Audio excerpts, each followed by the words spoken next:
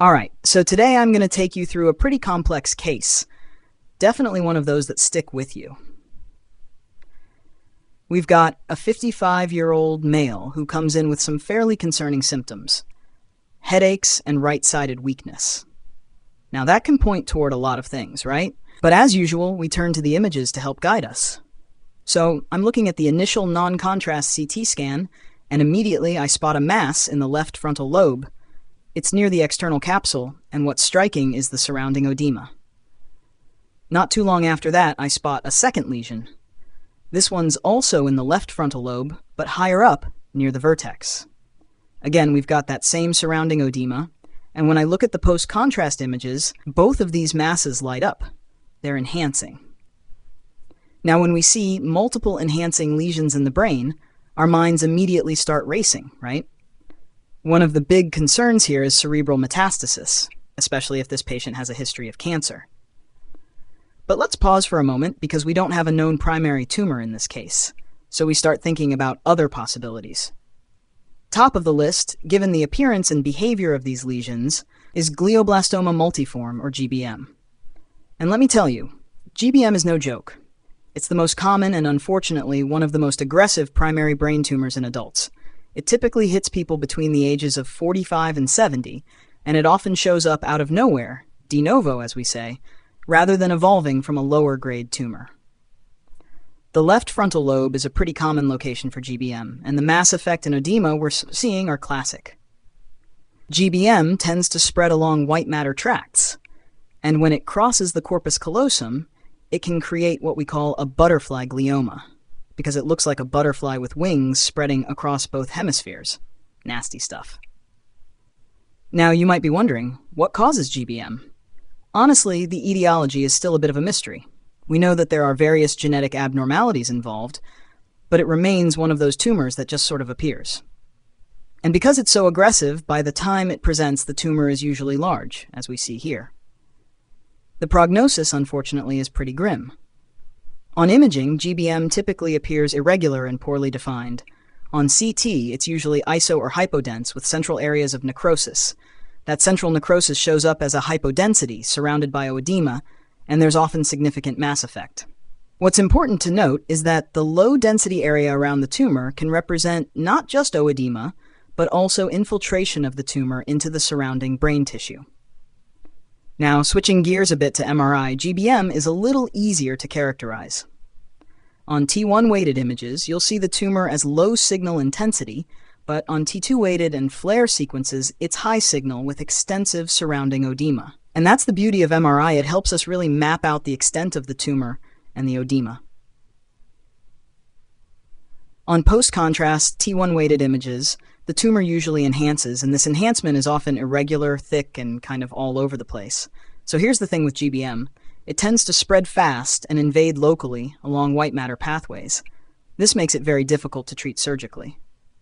Even when we remove as much of the tumor as possible, there's usually microscopic disease left behind, and recurrence is almost inevitable. That's why, even with surgery, radiotherapy, and chemotherapy, the median survival is only about 12 months. In cases where the tumor is in a critical location, like near speech or motor areas, or when a patient isn't a good candidate for surgery, stereotactic biopsy, followed by radiation, might be the only option. But again, survival is poor, anywhere from 27 to 47 weeks. Let's talk about symptoms for a minute. This patient presented with headaches and right-sided weakness, which are both common in GBM. The headaches are often worse in the morning and associated with nausea due to the increased intracranial pressure. New onset seizures and personality changes are also red flags that we frequently see in GBM patients. Now, when you look at a case like this, you have to keep a few other differentials in mind. Metastases are one, of course, especially with multiple lesions. But metastases tend to be a bit better defined than what we're seeing here.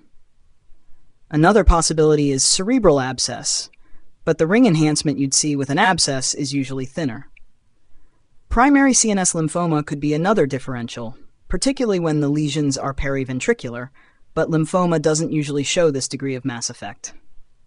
And finally, we have to consider something called tumefactive demyelination, though that's much rarer. So what's the plan for this patient? Well, the findings are worrisome enough that an urgent referral to neurosurgery is necessary. We'd want to get an MRI to better characterize the lesion, and since there's always the possibility of metastasis, a full-body CT, chest, abdomen, pelvis, might be requested. Dexamethasone can help reduce the vasogenic edema in the meantime, but ultimately a biopsy will be needed to confirm the diagnosis. As expected, the biopsy in this case confirmed our suspicion.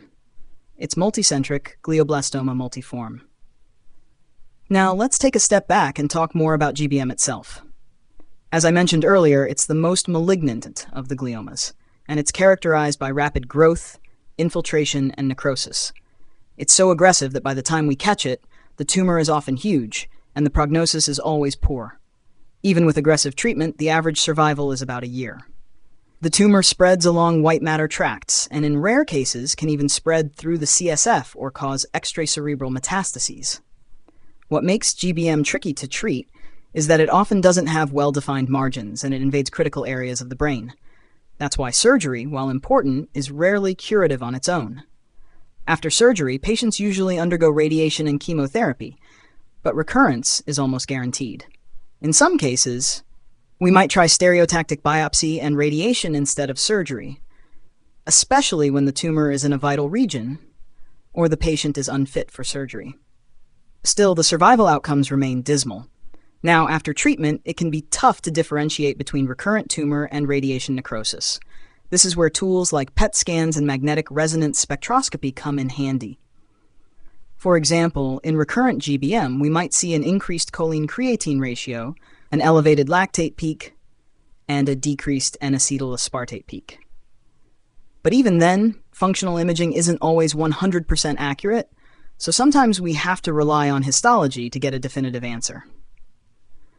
So yeah, glioblastoma multiforme is one of those diagnoses you never want to see, but it's critical to recognize early. The earlier we intervene, the better we can manage symptoms and hopefully improve quality of life for the patient. If you found this discussion useful and want to dive deeper into more fascinating radiology cases like this, go ahead and hit that subscribe button for our channel, Radiology Made Easy. Feel free to drop your comments or thoughts below, and don't forget to share this video with your colleagues, friends, or anyone who might benefit from learning about these challenging cases. And if you want to help us continue bringing you engaging, high-quality content, consider supporting us by buying us a coffee. Every bit helps. You'll find the link in the description.